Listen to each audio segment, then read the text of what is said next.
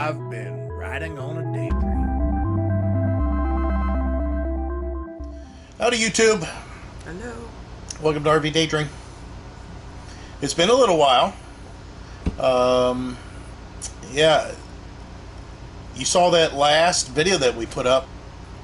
That was me sick, and that was how many days ago? At least a week ago. Yeah, so it's been a month that I've been sick, and the good news is I'd already went to the VA emergency room. It's been 3 weeks. Yeah, and then just yesterday I got a kind of a quick appointment to the local Canton VA clinic. Finally.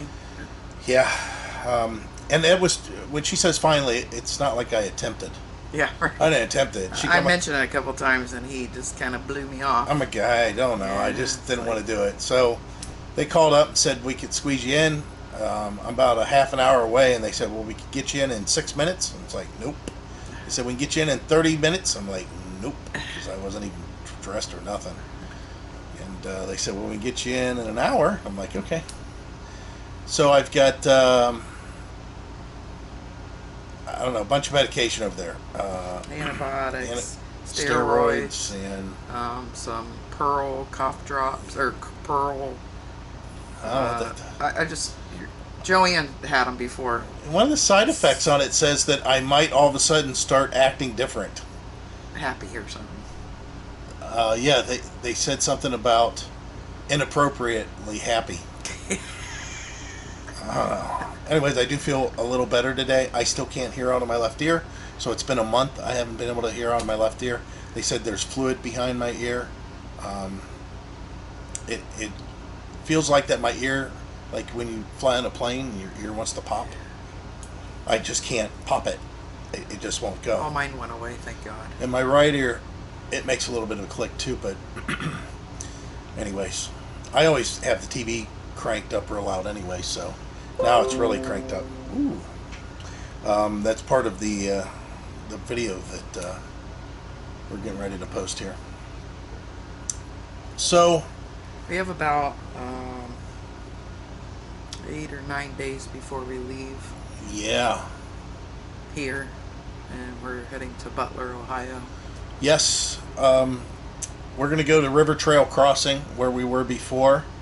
We got to do some reviews on well, I already did a review on a bike, but we're going to do probably a more in-depth as far as longevity type thing. Also, we have, I think, another bike we may have by then. We'll have a scooter, a separate scooter. We already have 2 scooters. We'll have a separate scooter. We'll be able to kind of do a head-to-head with that, see how that works out. We have a lot of reviews coming up.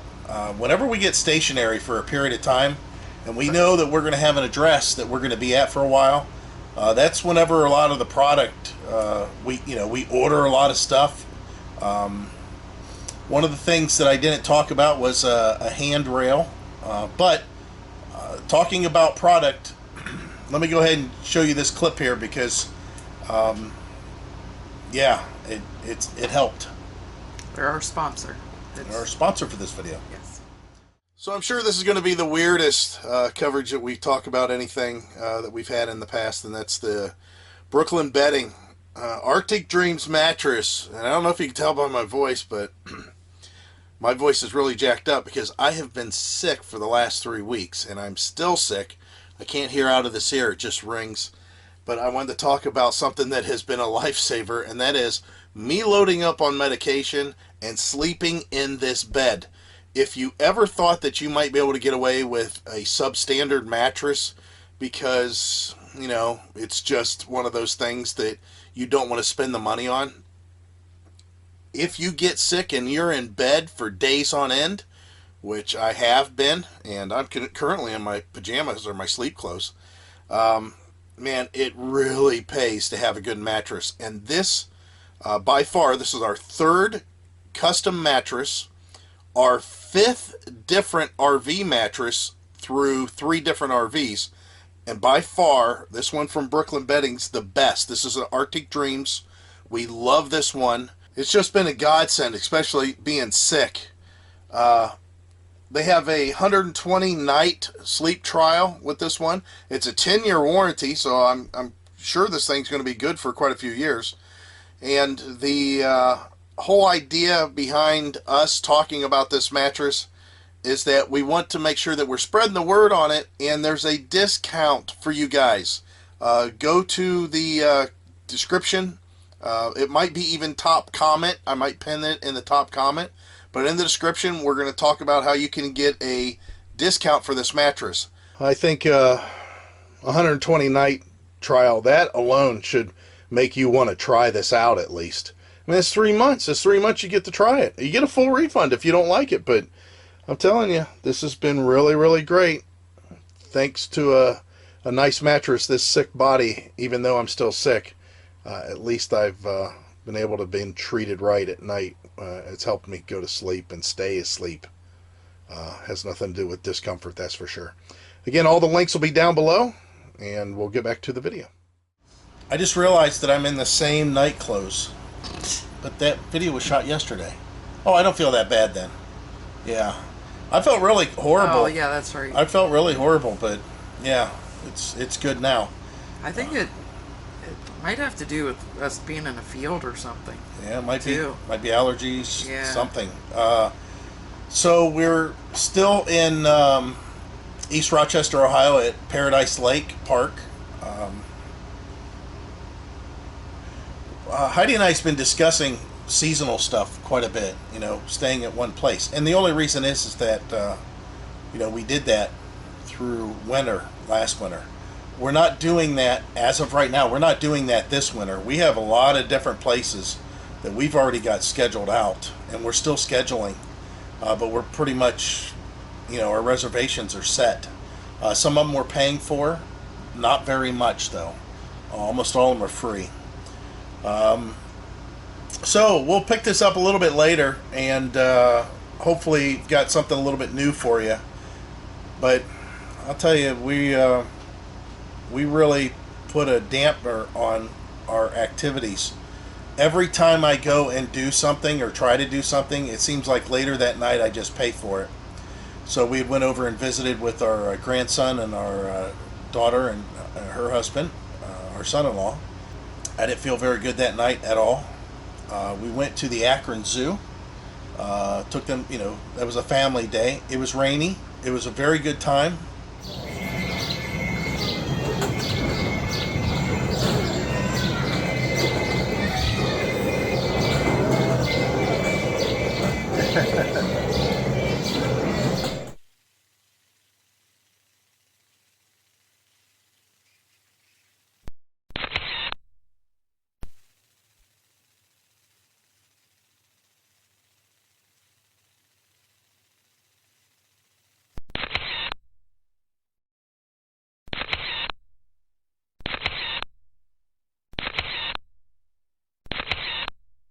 The zoo was almost empty because there's, you know, because it was kind of rainy. It was on a Sunday, but that night, that again, just got rough. So hopefully, fingers crossed, we've turned a corner here. Something we've learned though about us as far as traveling, I don't know if this pertains to you guys, but when we are traveling and we're on the road and we're moving, and we're not staying at any one place for more than maybe a week, we have a tendency to be able to lose weight a little bit easier, and because we're always moving, we're exploring, it's something different all the time. So I can tell you that it's probably a little bit harder on a body to do that kind of movement and stuff. However, it seems like it's a little bit healthier for us as far as overeating or just sitting and watching TV. We're going to kind of be back in that mode. I think the longest that we stay at any one place once we leave here is maybe 10 days maybe. We're talking till November. Oh, I think, yeah, probably 2 weeks. I think 2 weeks is the longest we're going to stay anywhere until November. So you'll see us moving around quite a bit. But we wanted to give you an update. Like I said, we're just been stationary, but that's about to change. So we'll go ahead and see what's on the radar next. And I'll tell you again, I know we've got different folks that watch us for different reasons. Our traveling's getting ready to start, and as far as products, man, we're going to have a ton of products that we got to talk about, because I've got, it just seems like it piled up this time. So again, just wanted to check in. The other night we had some serious noise going on outside of our RV, and it was because of this little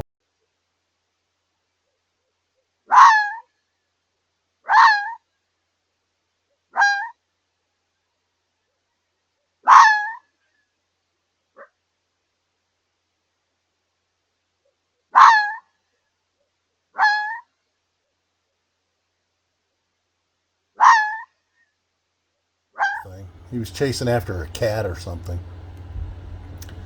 Yeah, we've got foxes out here. No big surprise. He's probably going across the street to the farm to get himself something to eat, or maybe a chicken. But yeah, that little thing, he made all kinds of yelping noise the other night. You see him bouncing out there. Yeah, he was making all kinds of yelping noises. I don't know what it's been raining here. I don't know what he was yelping after, but it was like 2:30 in the morning, and I mean, he was loud. He was very loud.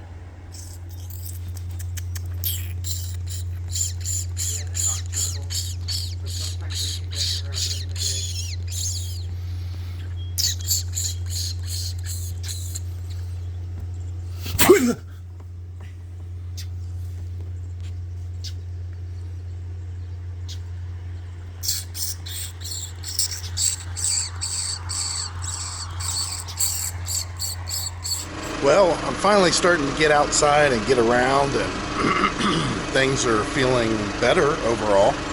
I guess antibiotics and steroids will do that for you.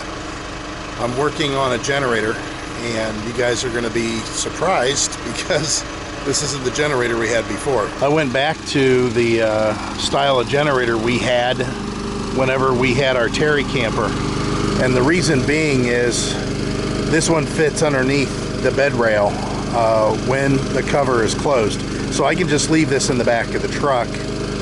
I'm going to experiment with trying to run it in the back of the truck, but remember, I had a problem with the fumes whenever this thing's hooked up to the RV, and we we run the generator. The fumes were entering up in here and just making their way into the RV relatively easy. I'm sure there's something I could do there to seal that off, but still it's kind of being trapped there. So I know somebody has talked about the external exhaust. Yeah, it's called a Genturi. They've made it for some time. I don't know if it'll work for us. Like I said, I might look into that a little bit more. The electric bike that you may or may not have seen the review on already, I don't know if I've posted it yet. That will be something that we'll explore a little bit more when we go to our next stop after here. But yeah, the other thing is keeping gas. Remember, I wasn't a big fan of that. I'm going to turn this up, get some more juice out of it. I'm breaking it in, so it's just over 5 hours. It's ready for the oil change, the break-in oil change, but Heidi's off and about, so I've got something else I need to talk about today. I'll be doing a review on it, but I'll talk about it a little bit today, but it's a prototype and we don't have access to discount codes and shipping yet because it's not available. They just came through in mode. You can see we kind of behind the 8 ball there. I had this going on. I was inside. I think it was in the bathroom at the time whenever I first heard them, but yeah, I made it to where they couldn't mow everything, so oh well, we'll just have to deal with some straggly grass. I'll have to say, one of the benefits of knowing what this used to look like, because like I said before, when we got here last year, this was all mowed. All this was mowed. So I know that there's nothing down here. It's not overly wet, nothing like that. But can you see where I've driven the truck through here? It's kind of nice having four-wheel drive, and you should exercise your four-wheel drive occasionally. So that was nice. Although I didn't do the manual mechanical lockouts or lock-ins, whatever you want to call it, on the hubs. I did do the vacuum inside, the push the button. If you guys don't know, most of them have a vacuum that when you push it locks that in. I don't think it's electronic on this. I'm pretty sure it's a vacuum. But anyways, yeah, this is kind of nice. I was out here four-wheeling. I had my differential locked in, and that thing was digging in, coming around. But yeah, this is a nice little setup here. Our neighbors here, you can see he's got I think that's a 2017. It's a diesel, and he said he's upgrading to a toy hauler because he has a Harley, but he has a little Coleman now. But I was surprised.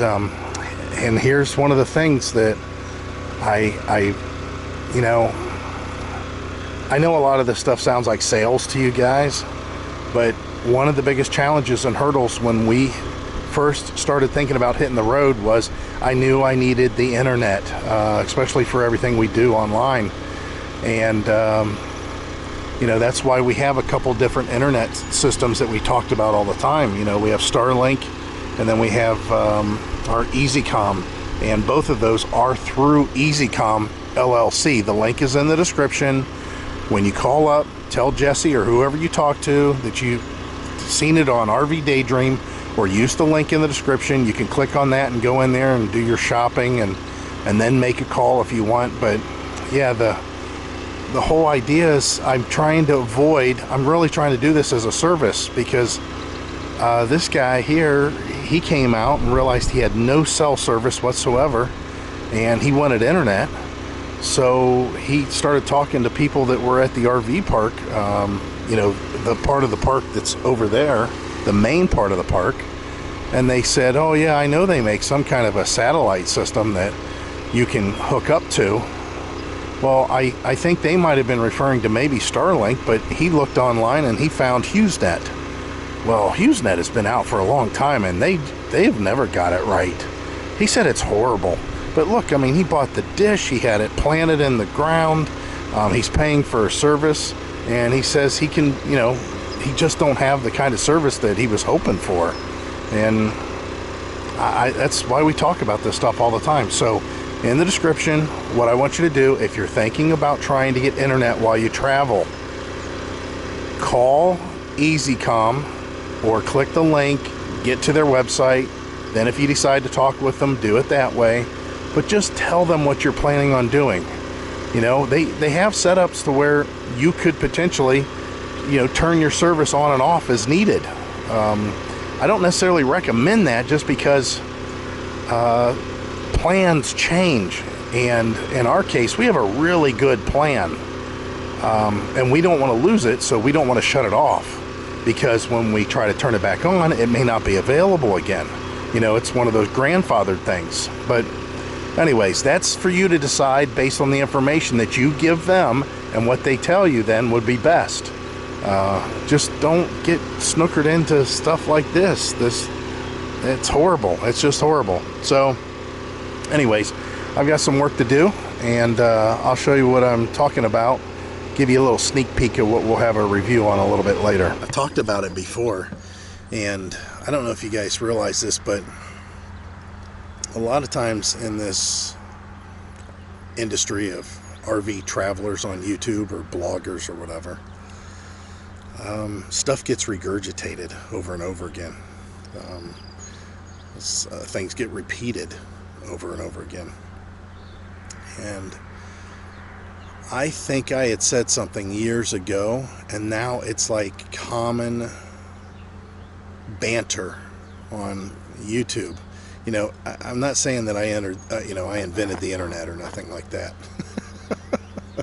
Wasn't that an old joke with Al Gore some time ago? Yeah. So anyways, but I went to a seminar back in '91, I think it was, when I worked at Summit Racing. And I've talked about this before, so if you've heard this story, just skip over the next few minutes. But when I worked at Summit Racing, I was on I was in customer service, and then I was in sales, and then I was on the tech line. And I've been there for about 5 years.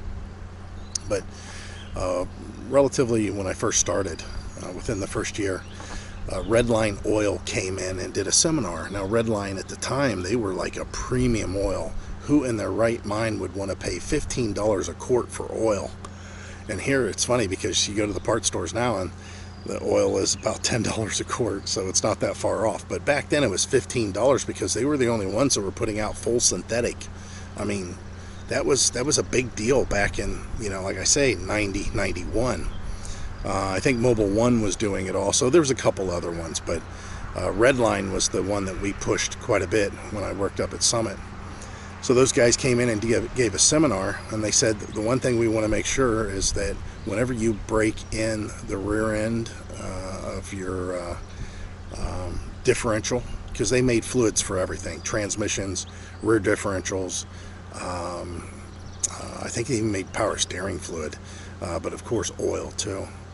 They said, but if you're breaking in your rear differential, do not use our oil. Do not use it. Just buy yourself the standard traditional oil that you'd use, gear lube, and break it in that way. They said once it's broken in, once you've gone past the break-in period and everything's good, you haven't had to make any lash adjustments or anything, or any shim adjustments, everything looks good on the break-in of the ring gear. They said then you can drain out all the gear lube and put our synthetic in and not have to worry about it. It'll do great. And me being told that during with synthetics you shouldn't do a break-in, and me getting back into small engines like I was, I was a mechanic when I was in the service. Well, I was a mechanic before I went in the service. I fixed stuff all the time, had dirt bikes and mini bikes, and tinkered on cars, raced my car, yanked off the exhaust, that kind of stuff, installed dual points on cars back when cars still had points, adjusted carburetors, tuned carburetors back when cars had carburetors. Anyways, when I got in the service, I was a mechanic, and then I was trained in generators, so it was kind of a cross training. So anyways, getting back to what I was saying, I kind of applied that towards small engines. I had mentioned on a video way back in the beginning, not to break in a small engine with synthetic fluid. Now, I've never found that ever written anywhere. On any small engine manual of all the training that I got over the years, I became a 2-stroke, 4-stroke certified OPE outdoor power equipment. That's what OPE is. Certified mechanic. I went through a bunch of training in a lot of schools, Briggs & Stratton's, Generac generators, as far as all the updates, MTD, not really any John Deere stuff, but Kohler engines, Tecumseh engine when Tecumseh was still in business. Never have I ever read anywhere that you shouldn't, break an engine in with synthetic fluids, and I'm sure it's just fine, to tell you the truth. But just personally for me, I've always said, hey, don't break in an engine with synthetics, use the cheap oil. Now, there's two reasons for that. One, what I just told you, I was told by a leading oil manufacturer back in the 90s. The engine not getting warm enough necessarily, or not getting to a temperature to do a proper break-in. That's number one. And number two, if you're going to do a break-in that you got to change your oil in 5 hours, why would you use a $10 quart of full synthetic oil to do it? Why don't you just use some cheap mineral-based oil? I don't even think you can buy mineral-based oil anymore. I think it's all semi-synthetic anyways. But anyways, why don't you just put the cheapest oil in there you could get to do the break-in? It's not going to hurt anything. Well, some of them do have a zinc additive to help with break-in, so I shouldn't really, say anything about putting in cheap oil, but they do make break-in oils.